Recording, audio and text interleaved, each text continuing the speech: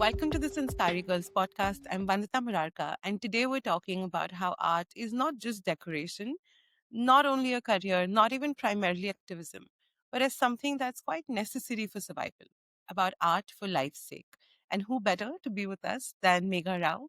Megha Rao is a poet, an artist, and a novelist from Kerala whose work exists at the intersection of fierce honesty and mystical beauty. Before I move ahead, I must say that I came across Megha's work during the pandemic. And I know that for me and my community, it was an instant moment and feeling of connection and solace. Um, Megha describes themselves as a confessional performance poet and surrealist artist. She's the author of Teething, a story told in verse about family trauma and queer suicide, and a novel, Our Bones in Your Throat, described as magical realist explorations of power, grief, and sisterhood. Her poetry podcast, Poems to Calm Down To, is celebrated for its honest and raw accounts of a young poet who tries to understand life on her own terms and discovers the beauty of forgiveness, maturity, and acceptance. Megha is represented by Transatlantic Literary Agency, and her debut poetry collection, Teething, was recently added to the Kerala University syllabus. Megha, a big welcome. I really want to start off by sharing something that you've said about heroic vulnerability. You talk about being always in a state of heroic vulnerability. What does that mean for you? First of all, thank you so much for having me here, Vandita. So I'm going to start with, you know, vulnerability is actually derived from this Latin word called vulnus, which means wound. And the first time I heard that, I was like, okay, wow, uh, this quality of exposing your wounds, what is it? Is it really a quality? Is it a weakness? And if I do this, does that mean that people can take advantage of that? Now that they know my fears, now that they know my wounds, what are they going to do with it? But for me, vulnerability is also a way of getting to know myself better.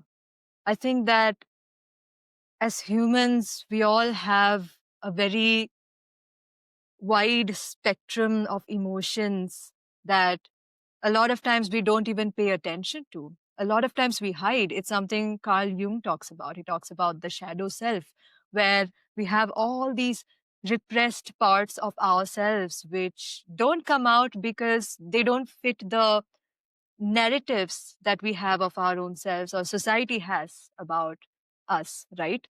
For example, it could be anything. It could even be something I'm ashamed of, which I don't want anyone to know. And in putting that out there, in talking about it, I mean, that's also an act of radical, heroic vulnerability. And I use the word heroic because it really is such a brave thing because you are exposing yourself. And that's scary because when you tell people what hurts you, they can use it as a weapon against you. But in this process, I also realized that when I speak my truth, I'm also speaking my truth to my own self, to my own subconscious. And I suddenly realize, oh, okay, of course there's a wound, but this is where the wound is. And it shows me the location. And when I find that out, I soon find out what to do about it. And I think this is a beautiful process of getting to know yourself. And vulnerability may put you in a lot of danger, but it also brings you so much closer to your chosen family. It helps you find the people who are meant to be your people. So it's a risk that you take, but it's completely worthwhile. I truly believe that. That's really lovely. And, what's really calling to me is by how using this one phrase, you are undoing the idea of a hero in so many minds as well. Because you're showing us that to be a hero is to be human, is to feel, is to care. And that sometimes means the ugly, messy feelings and really just showing up for the spectrum. Yeah, I really find that very brave, very, very brave. And you mentioned a little bit about chosen families. Um, and I wonder, like, I'm going to go off on a bit of a tangent here. Is your poetry, I know, has helped a lot of queer folks find meaning. And it's helped them discover that there is a way of being that doesn't have to be what they were told. How does that responsibility sit with you? Of so many young queer folks using your art as a means of finding themselves? Yeah, I mean, it's a really big responsibility. And I think that for me, when I started writing teething also, or any of my poems, it was never a question of, oh, okay, so these are the people that I want to reach out to. It was never that. I think I spoke from a place of the wound. And when I wrote teething, Kochu was a very important character who had his own story to tell, and there was no going back from there. I, and the thing is that gay and bisexual men are 4 times more likely to commit suicide than a heterosexual man. Like, it's people like to erase a lot of histories and a lot of truths, but this is a truth that we need to come to terms with. I've spoken to a lot of trans women who tell me that, you know, when they're in local buses, men automatically assume that they can say and do whatever they want. There is no safe space for them. The public space is never a safe space for them.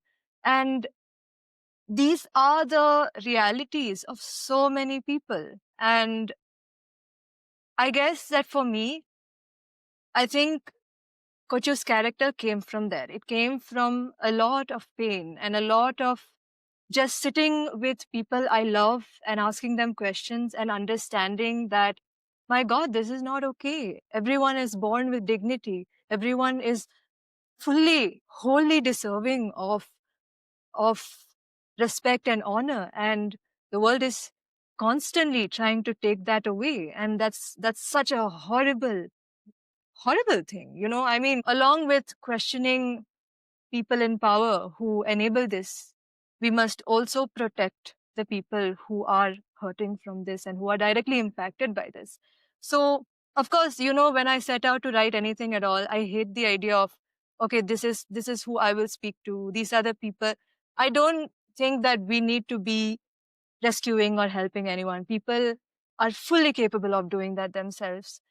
So I just see whatever I write as, okay, it's a medium and it speaks to people. That's great. But I'm not going to attach something more to it. There's nothing special about it. It just speaks to people.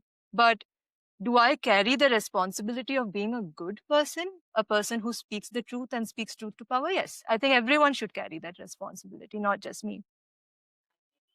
That's really a beautiful way of putting it, and being able to ground it in this is the work of everyone. And Yes. there are different roles we play in making that happen. We spoke about words that we speak and words that we share. But there's also a quote in Teething, which is the earth is damn from all the things women never say. I hope somewhere our mother is still writing. Of course, better in your voice, but that image of unsaid things making the earth damn, it's really visceral. It's really something that when I read, I can feel. And I'm curious what happens then to all the words that don't get spoken. How does writing become a way of excavating these words? Because even when you were speaking earlier, you were speaking to how often words give language and articulation to experiences that are ignored, unseen, hidden away. Yeah. Oh, a lot of times I find myself very speechless. So I don't know. I mean, you see, English is not any of our. I mean, it's not our mother tongue. So to be really good at it, I mean, that's also a privilege if you think about it. For me as a writer, I don't think that there's any.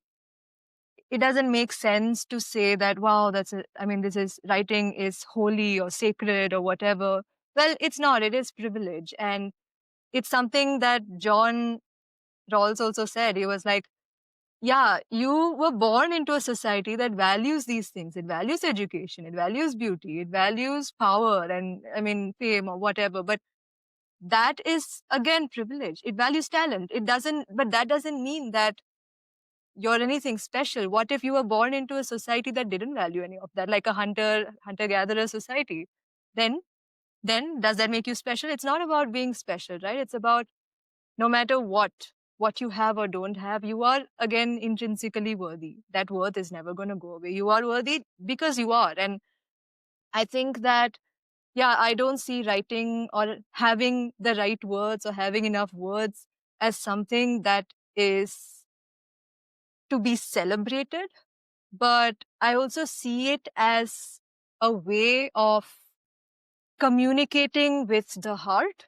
I think language is used to, of course, communicate with, I mean, minds, and we speak and we understand each other and we know what we want when we use language. But poetry and art, these are languages of the heart. You speak to someone's heart. I could be having the worst day of my life, and I I might not have people I can be vulnerable with, but then I go and I read a paragraph from a book that makes me feel seen. Yes, it's about feeling seen. Then that's everything. Also, I feel like I didn't fully answer your question. Was there like another segment which I completely avoided? No, I don't think so. In fact, what you were sharing, and I wanted to say that you've managed to quote from psychologists to political scientists, and I love that.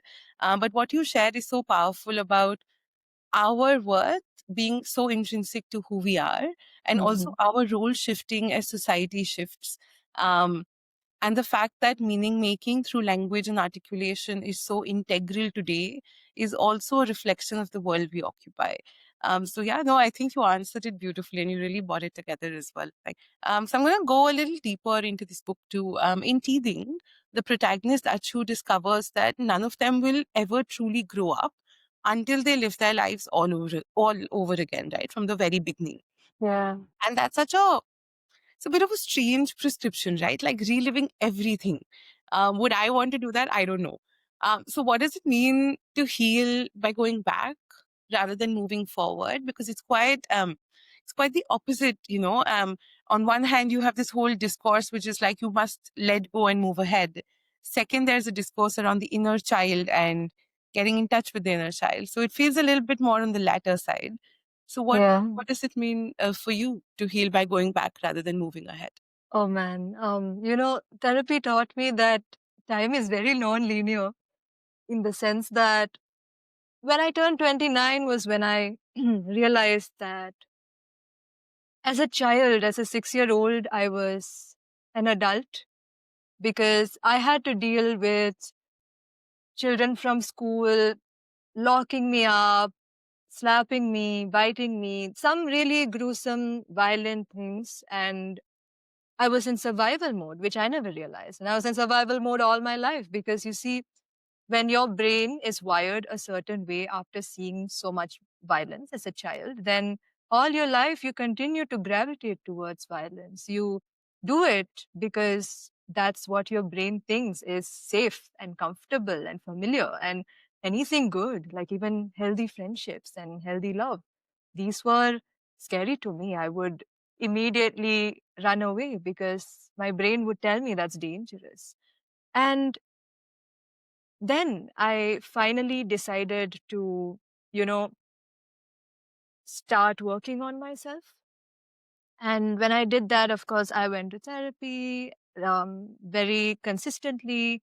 Of course, I had to speak to a bunch of therapists, and it took a few years to understand who was right for me, which is also so important.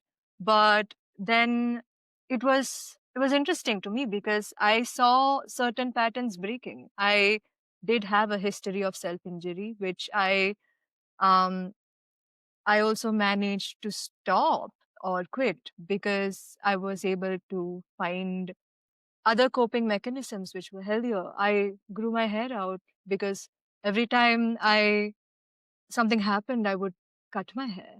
I don't even I even now I don't understand why I did that, but it was maybe self punishment. It was maybe just rage at myself. I don't know, but it's just that slowly when I started healing, and it was a very shaky path, but when I started healing, I saw these changes in myself and I slowly stopped being in survival mode. And I think that's the most beautiful part of the healing process for me because I stopped being in survival mode and finally allowed myself to be a child again. And this, like going back to Carl Jung's shadow self, right? This was one of my repressed parts. I did not allow myself to be a child. There was no childlike joy. There was no whimsy, because for me, it's like, be an adult, be on guard. You cannot let anyone hurt you. And finally, I let it go. And being a child at 29 is strange, because everyone around me is doing very cool adult things, like getting married and having other children. I'm like, I know I could have a child, but I'm my child right now, and I don't care what anyone says that, oh, you're 29. I am 29, but so what? I need people to understand that those who come from broken childhoods have a very different kind of timeline. And it doesn't matter who judges that, because I no longer judge it. I respect it a lot. If I want to be a child right now because I was an adult all my life, ever since I was a child, then sure, why not? I will allow myself. And this is something I realized right now. When I was writing Teething, no, I never realized that. I think all of it came from a very hidden place. I was just vomiting the words out, and I didn't really sit and psychoanalyze that. Even now, I don't want to psychoanalyze myself. I want to feel what I'm feeling without intellectualizing anything. So yeah, with Teething, going back and redoing all of that doesn't mean that, oh my God, I have to live my childhood all over again. I have to go through all that pain again. No. You see, this is something that this writer educator, Alexis Florentina, said. She said that the opposite of trauma is not healing, it is aliveness. Meaning, you don't need to work so hard. I mean, it's not just about putting in the work to sit and process those emotions. You got to do all of that. You got to feel the pain. But along with that, surrounding your life with beautiful things like good friendships and new experiences and joy, and like spending time in nature and innocent things like pets, and just surrounding yourself with beauty, which you and everyone deserves. Firstly, Megha, thank you just so much for sharing this. I think there's so much power in sharing your story so that others can hear and feel like someone somewhere understands, right? But also a lot of what you shared about how we're allowed to set the timelines of our own lives. And that also means deciding what age we are when we are, and not following the script that has been set for us.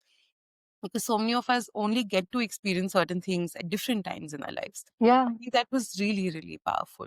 Um, if I may, I've shared with a few folks, maybe on this podcast as well, that I had different experiences growing up where I feel like I was an adult from day zero.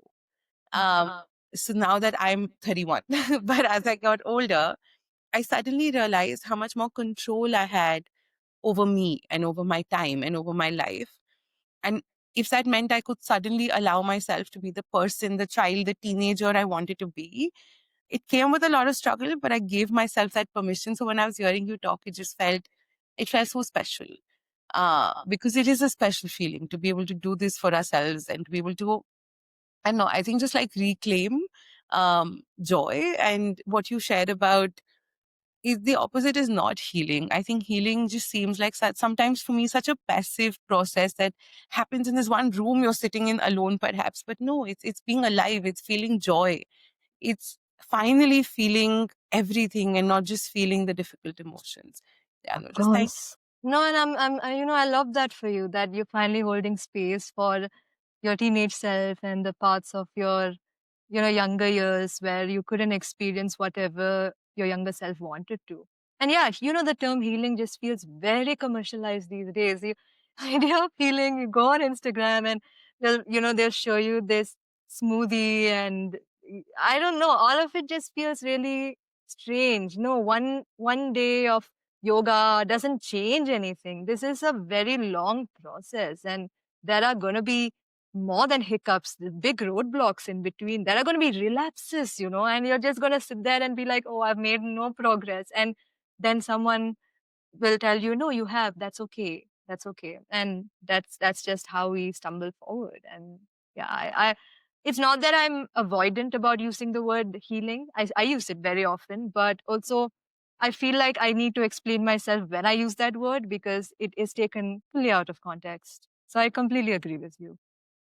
Yeah, no, I know what you mean. I think it brings out a reaction that I wish it didn't. Like 5 years back, it meant something else. We've spoken a lot about one book. I'm going to move into Our Bones in Your Throat, which I think is an extremely special novel. And it Thank uses you. the technique of magical realism. So, from sirens, forbidden forests, myths coming alive, it seems like it's in a different realm, but at the same time, it's so political. Like it Mm. grapples with things like student movements, institutional violence, and corruption. And from a little of what you've been talking right now, I can sense that you've spent time like talking and really understanding the lived realities of people and bringing that into your stories, right? So in this, it's also being called a modern fairy tale about power, greed, and corruption, and a powerful manifesto for student politics. So first question would be, what drew you to write at this edge? Why, the rational world sort of breaks down, but also at Mm. the same time grapple with such deep political and real issues of the real world? Mm. Yeah, I've always enjoyed the in betweens because I think there is so much magic out there in the world that we don't see. And magic realism is a genre that I feel is very misunderstood and underrated. I love Marquez. I love Marquez so much. Marquez has written my favorite book. But that being said, magic realism isn't just Marquez. And I think that people don't realize that this is a genre that was a tool of the subaltern. It was a way of rewriting and reclaiming indigenous histories. And I mean that's where its Latin American roots are. It's it's a way of going away from Eurocentric, very, very dominant Eurocentric histories of the time. And um the the thing about magic realism is that it's not a direct conversation. It's something that I always compare it to the allegory, like for example Orwell's Animal Farm, where you're saying something, but you're saying it in disguise so that you can question power structures while in some way also protecting what you have to say. Like you speak your truth, but at the same time, you're trying your best to be smart about avoiding imprisonment, which is why a lot of writers turned to magic realism because there was so much political commentary that they wanted to make, but they knew that if they did, then that would mean getting killed or being imprisoned. And I guess that, I mean, adding mysticism to anything is already a step away from Eurocentric narratives. So for me, magic realism was a way of talking about critiquing a lot of things without truly revealing myself. And only smart readers could read between the lines, but those people in power would never be able to get away with saying, oh my God, Megha, why would you talk about me like that? I think most fiction is also like that. Like you could easily create a character with a lot of traits of someone you don't like and give them a different name and no one can come at you. I don't know if that's the case anymore right now in the kind of world we live in. But yeah, that was what magic realism, I mean, uh, that I would say is the political side of magic realism. But let's also move on to the magical side of it. I think it's very beautiful to bring mysticism into our very boring lives sometimes. If I wanted to talk about some difficult topics, but I wanted people to read as well, because how else will you get it to a big audience? Then I would add magic into it. Magic always makes a difference. When something is really fabulous like that, then people gravitate more towards reading it. And that way you can convey a very big message, but also not feel like, oh, I said my piece, but then people are not listening. So yeah, that's magic realism for you. I love that. And when you were speaking, I was thinking about how even I think the stories I read as a child, they were political. Like even the Tinkle comics had like stories that, of course, were not from our world, right? Because they're animals talking and homes moving and flying, but they had deep moral, political, civic lessons. Yeah. And yeah, it's always been there. We've always, I think, played with this edge of the rational to make better sense of our world and to say the things that we would otherwise perhaps be too afraid or unable or made unable to say. Yeah, even when we talk about morality, it's come to a point where we need to make morality interesting to people. You cannot preach and then expect people to be like, oh, today I'm going to be a good person. Yeah, I choose. It's not going to happen. You will have to convince them and sell it to them. And that's really sad, but that's just what it's become, which is why I think art can make such a big difference because, I mean, a good teacher can, but also art can because through art, you would want to be a certain way. Let's say that I have created a really good character who treats people well, and this person is fully three-dimensional and the readers just love them. They would want to become like them. They would want to adopt those traits. So, yeah, even morality. I was doing this moral philosophy course online with Harvard, and some of the things that I learned some really interesting things. And one of them was something that Immanuel Kant said, where he said that we must act in such a way that we always treat people or treat humanity as not just a means, but always the end. Meaning that meaning that we must treat people with respect. People are people. They're meant to be loved. They are not meant to be used as resources, which is what's happening right now, right? It's happening so much, and that's why it's leaving everyone feeling completely dehumanized and running from their emotions because they feel like the problem is their emotions, their big, outrageous emotional world. But the problem is not their emotions. It's how there are these really dark entities out there harvesting that something so beautiful because they themselves don't have light within. But yeah, I was completely going off topic, but I wanted to talk about it because you mentioned morality, and that just really like suddenly made me. I mean, it made me remember all these things. No, like we said, there are no tangents that are not. Yeah. So Great. I think it's good to have that.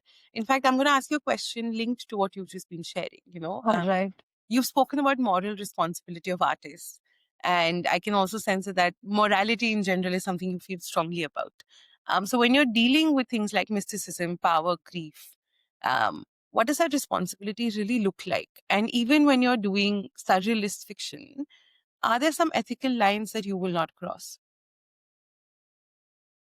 Yeah, for sure. Ethical lines. I think as a writer, it's very important to stay in your lane.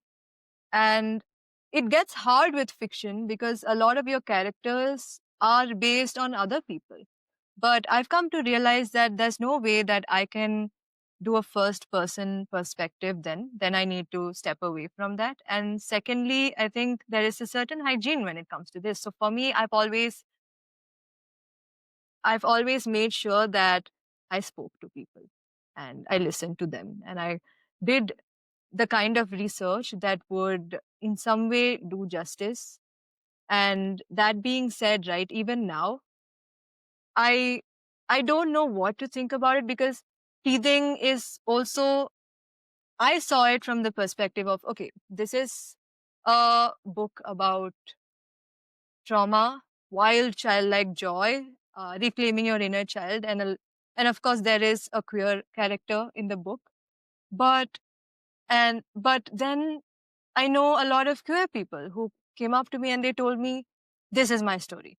This is my story. Like you really spoke about me." And when that happens, it's always, I don't know what to think about it, because for me, it's like, I don't know if I was supposed to tell that story then. It's just, I'm, I'm, yeah, that's when I'm at a loss for words, honestly, because I guess I will ultimately look at it from this perspective. If someone who is underprivileged or comes from a background of very little privilege, and they feel like, they feel better after seeing themselves in the character, then maybe I I could talk about it. But suppose that they saw it and it made them angry and they thought, that's totally not okay. This is not how I want to be represented, and she cannot talk about me like that, then yeah, I think I need to revisit how I approach these ethics. So I'm also growing. I'm 29 and I need to still figure out where to draw the line and what ethical questions I need to be asking when I'm writing. And I do worry a lot if I've crossed boundaries. Even when I'm interviewing people, I was interviewing this trans man from Kottarakara, my hometown, a few months ago for book research, and they were so sweet to me. But I was so terrified of asking questions because I was like, I don't want to hurt this person. They've already been through enough. I don't want to ask something that, ends up being problematic and makes them feel dehumanized or bad about themselves. So I did all the research I could, but I know that it's not the same as lived experience. So yeah, I guess as a writer, one will come from a lot of gaps in the storytelling, and you will need these people that you give a lot of love to fill those gaps. But ultimately, again, it's taking a risk. You don't know who will read it and feel upset. And I am very rebellious. I don't care who I upset. But when I say that, I mean I don't care if I upset authority. I don't care if I upset the bad guys. I don't want to hurt people who are already hurt. That's also there. So it's not the same thing. So yeah, the question of ethics always weighs very heavily on me. But I guess maybe that's something every writer deals with.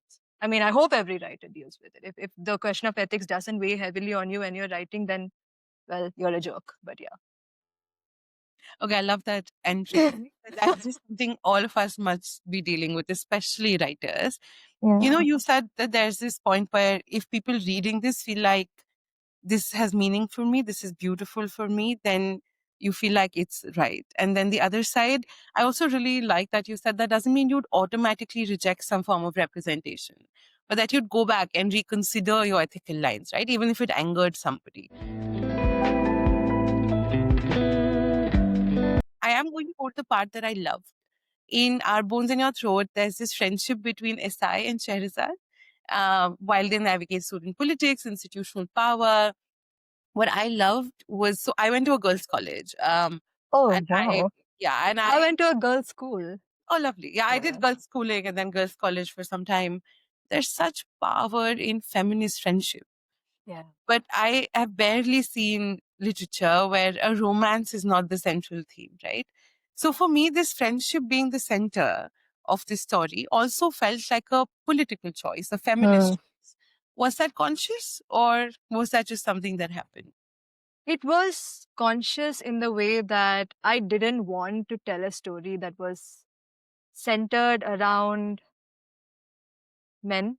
First of all, I think that I, I'm also at an age where I've completely decentered men. And it's not even coming from a place of a wound. It's coming from a place of realizing that my life is so big. Who conditioned us into thinking that a man or a love interest, forget a man, any love interest should take up such a big part?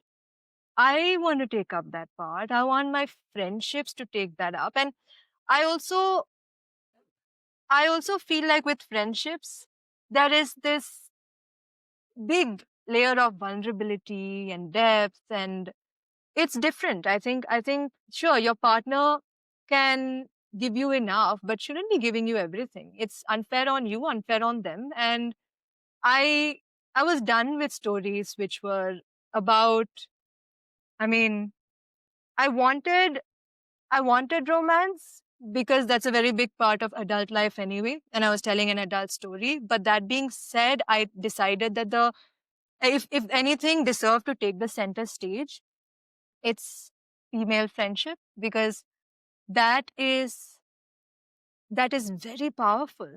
I think that I could, on my worst day, I would rather go up to a woman and tell her what I'm going through and get the response I'm looking for, because women are very good with vulnerability. They are very good with vulnerability. Like, sure, a man will feel bad. He would want to, the immediate reaction is always, oh, I got to protect this person. But a lot of times, you don't want people's sympathy and you don't want protection. You want to feel seen. And women do that a lot for me. A lot of all my female friends make me feel seen. And I love that. And I wanted to represent that because it's not about, ultimately, when you're writing a story, it's also about what what part of myself in this stage of life am I bringing into the story? And at that time, when I was writing Our Bones in Your Throat, I was basking in the love of my female friends. And I think I remember telling you that I was in a cycle of violence where it was so self inflicted, and I would constantly find myself gravitating towards friendships which were not good for me. And this also meant female friendships which were not good for me. So pick me women who would not take my side when something really bad happened to me, and they'd just be like, I can't pick sides. I mean, we used to do that when we were children. We don't do that anymore. And they would gaslight me into thinking I was being immature. And then after that, I met these women who would be angry on my behalf. And I was like, does this exist? That's insane. Because I thought I was weird. I would do that for other people. But here are people doing that for me. And I love it because seeing women get angry and upset on your behalf, it's my favorite thing. And I wanted to write about it because that's what I do. I write. Writing is my shadow work. Yeah, nothing makes me feel loved the way a woman picking up my battle and being angry on my behalf does. Yeah, absolutely. Yeah. No, I love that. But I also, that part you mentioned about like some women not playing that role is also interesting because that brings out the dichotomy between your gender and being a feminist, right? And they don't Yeah. often marry together. They don't often go together. Um, yeah, no, thanks for bringing that out into your stories as well. No, it's difficult because for me, when I fought with those women, I would feel really bad because I was like, as a feminist, why are you hating on them? And I came to realize that, okay, let's take a step back and understand that even the sisterhood needs to be earned. You need to, if you want membership in the sisterhood, then you need to earn it. And if you don't have the back of other women, then what makes you think that these women will stay? Because these women work very hard to stand up for themselves and other people. You cannot just come and have access to it. And I may be wrong in this, and I might change my mind 2 years later and be like, no, no, all women deserve access. But it's how I feel right now, and I think that that's valid. That's quite lovely. And to me, there's one layer of love I feel like there is for female friendships. And then something that really comes out from your stories also is love for the place that you're from, which is about Mhm. Kerala. You write Yeah. about Kerala, you write from Kerala, from the monsoons to the jackfruits, from Malayalam cinema to Syrian Christian families. So, how does it feel to be specifically rooted in that landscape? And how does that shape your storytelling? Um, I mean, you've lived in other cities. So if you were to compare it, having grown up there, what sort of influence has that had on your writing? So for me, I had a bit of a confusing start with Kerala. I was born there, but then I spent the first 10 years of my life in Singapore. And when I came back to a lot of differences in culture, obviously. And I wasn't sure if I wanted to come back. We were actually brought back because in my sixth grade, because my father had promised his father that he would come back and take care of them. And we were really angry, my sister and I. We would be like, but why? I have friends there. I don't want this. And then with time, we realized, okay, he gave his word. And that was a very big display of what it means to have principles in life. And I guess that I did experience a big learning curve there. But yeah, I came in my sixth grade, I didn't know Malayalam at all. And there would be these kids who would come up to me and be like, hey, say this word, say Aksharaspudada. I was like, what?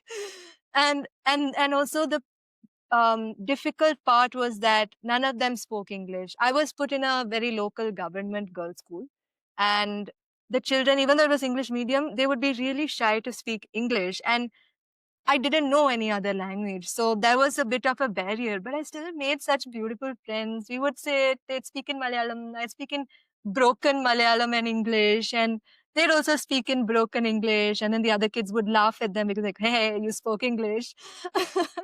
And it was a very big, that was also around the time when I really understood my privilege, because in Singapore, there were these AC classrooms and fancy teachers. And here, children owned one uniform. They would go home, wash it, dry it, and wear the same uniform and come back. They didn't really have food at home. They would access the daily porridge system that the school provided. And they, there was a lot of differences economically, and it was just a it that was when I realized, oh, okay, not everyone is born with wealth. I don't know, actually, if you think about it, like, none of us can really pinpoint the exact moment when we realized that it's not equal. The wealth distribution is not equal. And that, yeah, you can be educated because your parents can pay for it. We don't I don't know when people realize. I feel like maybe I realized it quite late, because I was living in a bubble when I was an NRI kid at that time. We moved back and all of this was happening, and the roof was leaking and things were strange. And I found myself not exactly questioning any of it, but just seeing all of it, observing all of it, and realizing, okay, I don't know what's going on, but why is it like that?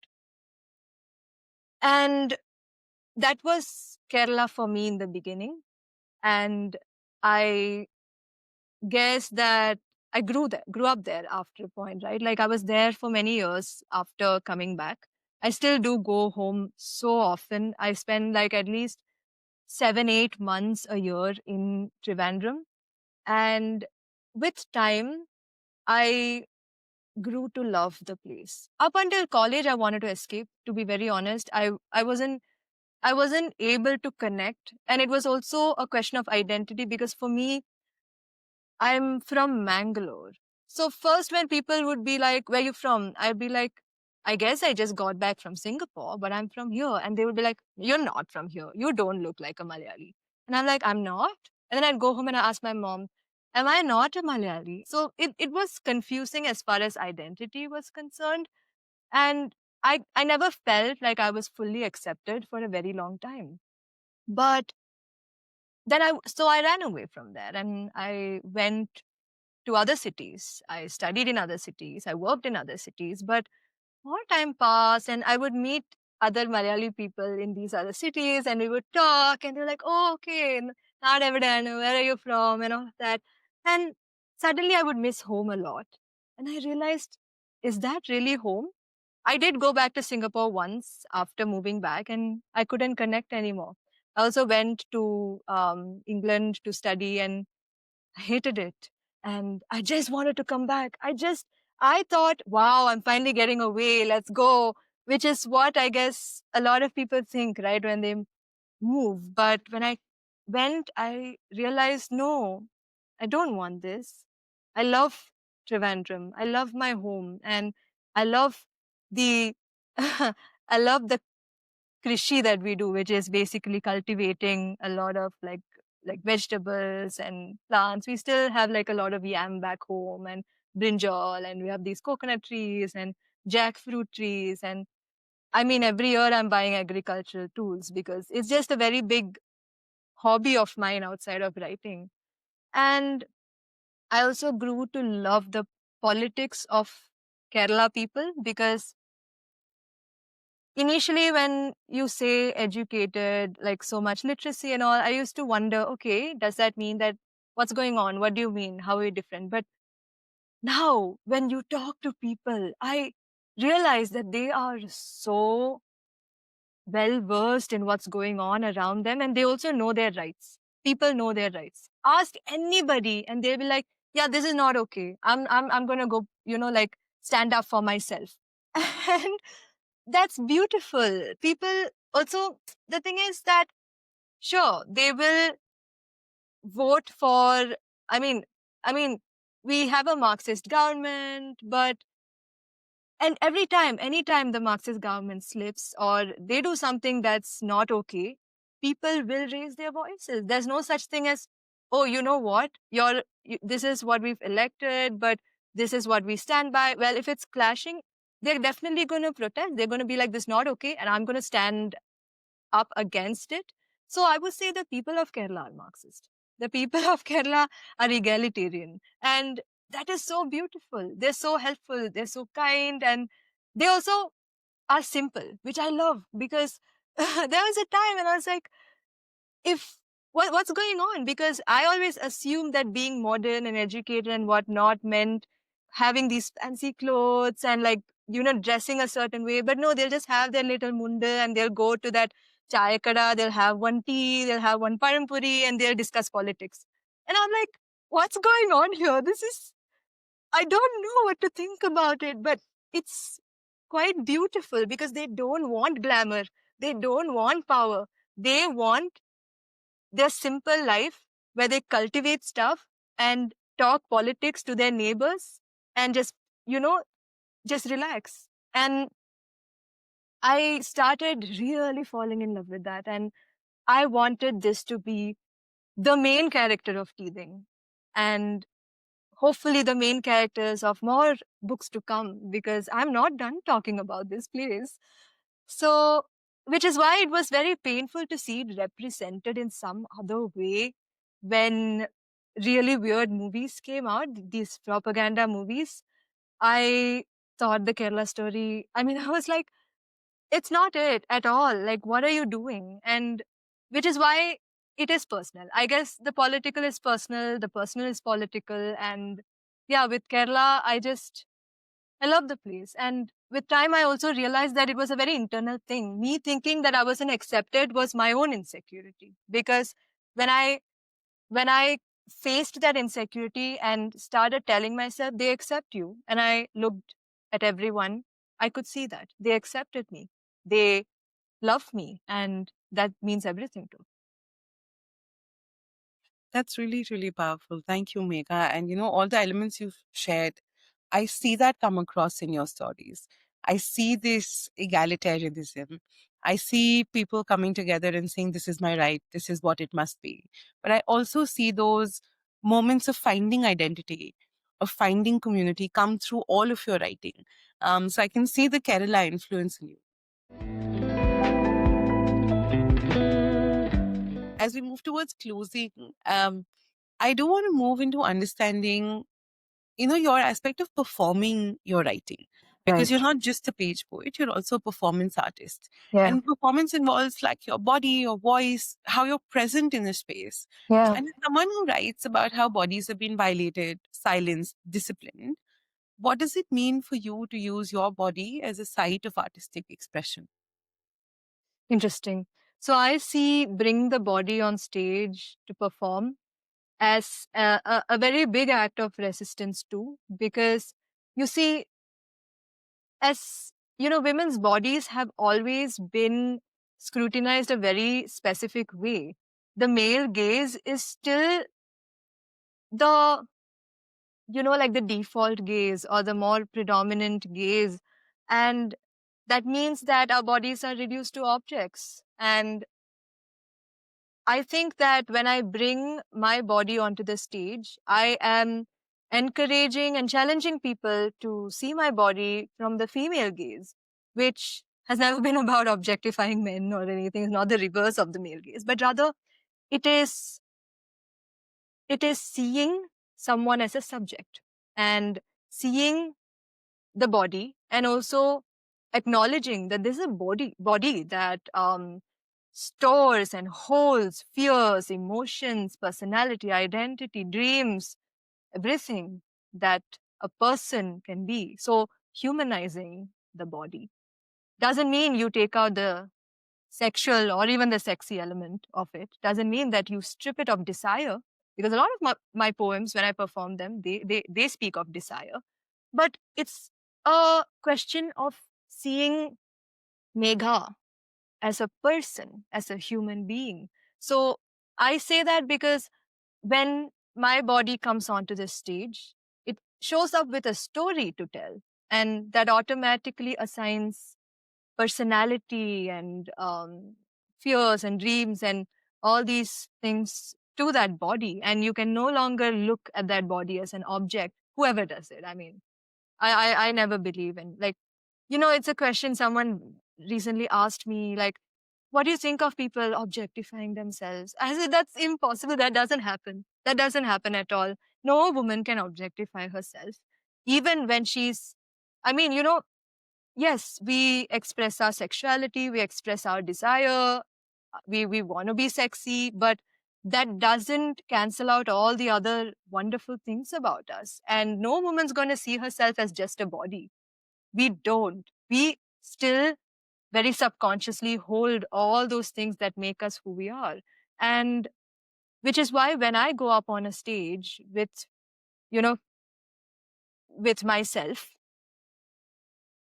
whatever gaze people initially see me from, whatever perspective, my storytelling and my poetry is there to challenge that. And it doesn't need to challenge it by speaking about it, just by being there, carrying a story, carrying my histories and my traumas and my hopes and faith and beliefs and everything that I am, is how we fight back we fight the male gaze and challenge people to see the world from a female gaze, which is not a softer gaze, but a more humanizing gaze, which people don't realize. And yeah, so for me, I guess bring the body on stage is an act of resistance. It really is. And the way you put it is about adding humanity to the poetry, right? It's Mm. about personifying the art. And that's really, really powerful. For listeners who might be carrying their own speakable things, who might need art to survive but don't know where to start, um, what would you say to them? What would you like? Is there advice? Do you want to share something? What would you tell them? Oh man, I'm pretty terrible with advice, and I don't think I'm also the right person to give anyone advice because I'm learning and unlearning so much. But I guess that this is for writers, right? People who are starting out speaking their truth. So we have varied listeners, from writers to just people who read, who use literature as a medium to find themselves. Yeah.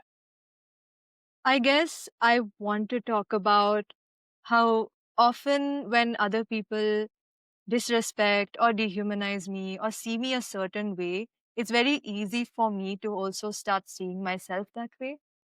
And I think a lot of people do this. We do not humanize our own selves enough. We aren't.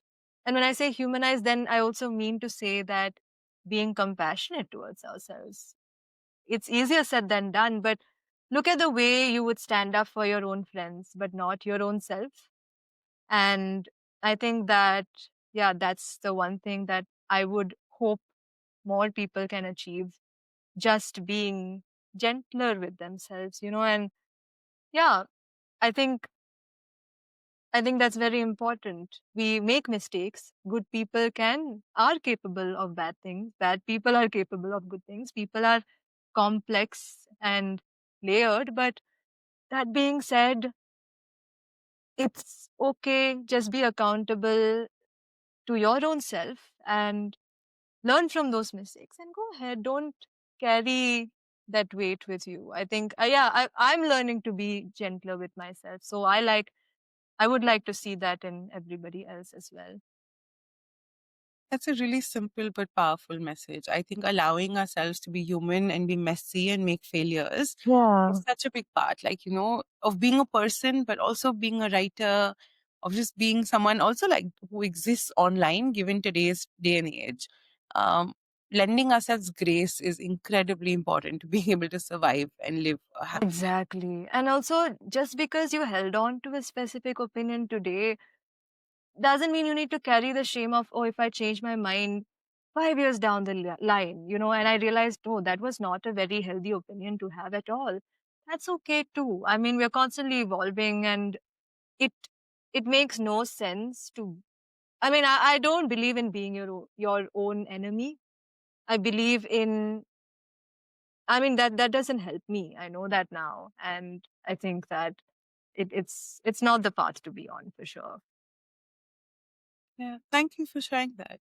And we always ask our guests before we close is what are some South Asian feminist writers, poets, or artists that our listeners should be paying attention to? Oh, of course. So I very recently read this book called Sangati by Bama. And after that, I also picked up Silk Road by Alina. That's in Malayalam. I don't think it's been translated yet. I hope it gets translated. But these are books on caste and gender. And I thought they were very powerful.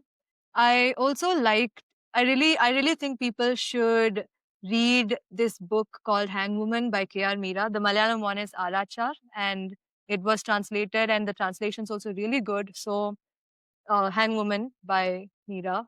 There is this really nice novel which I randomly picked up when I walked into a bookstore. It's called Zin by Harita Savitri. And I don't think enough people know about it. Again, another translation from Malayalam.